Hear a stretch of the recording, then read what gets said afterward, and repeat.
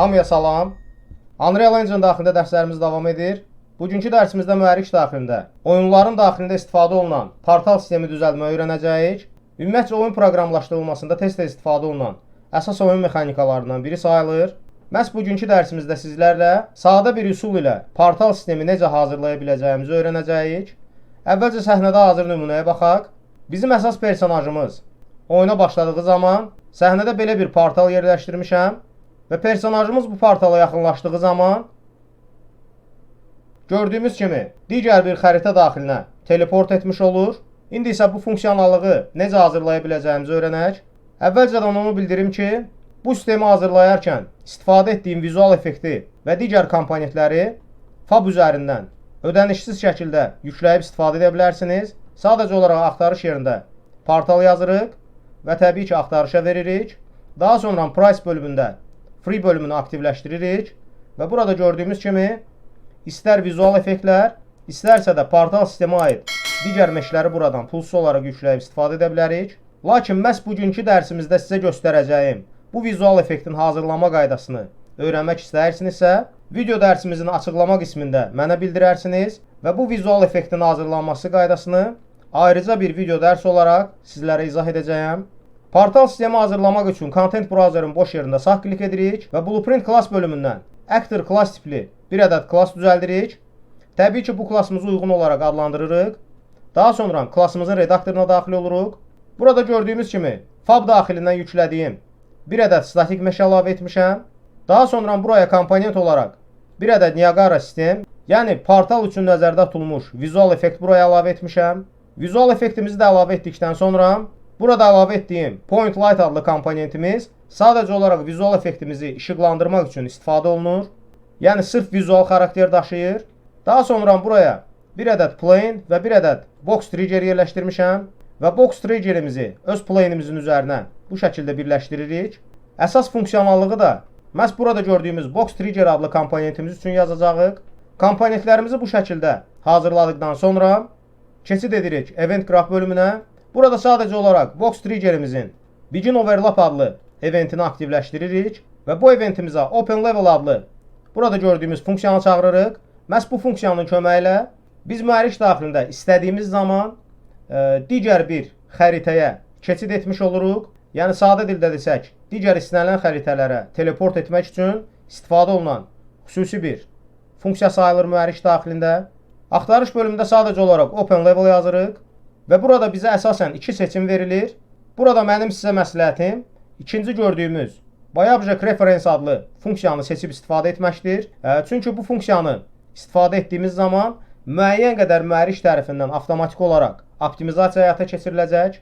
Funksionallığımızı bu qaydada yazdıqdan sonra komponentlər daxilində yerləşdirdiyimiz plane'imiz üçün materialı hazırlamalıyıq.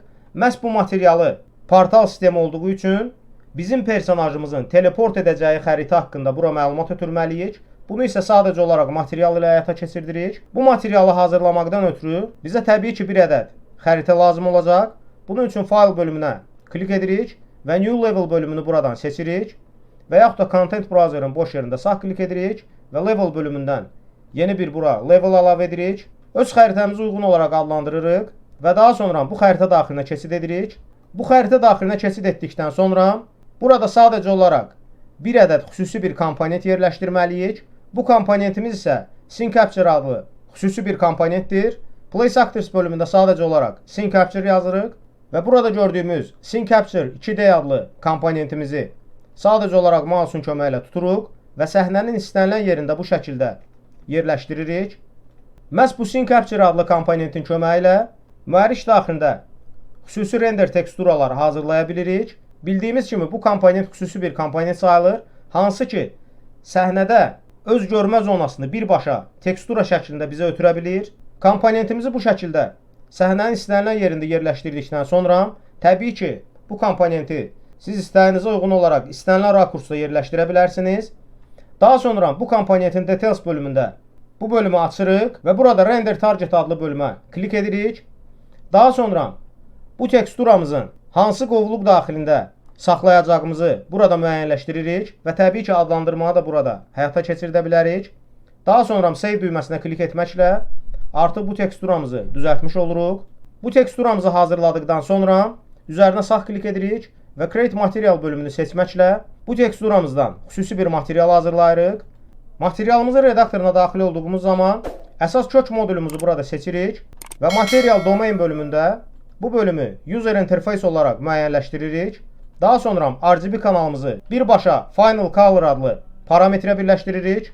Daha sonra Apply və Save düymələrinə klik edirik və bu materialımız artıq istifadə üçün tamamilə hazır olur. Daha sonra sadəcə olaraq Portal adlı klassımız daxilinə keçid edirik və plane'imizin material bölümünə bu hazırladığımız materialımızı bu şəkildə mənimsədirik.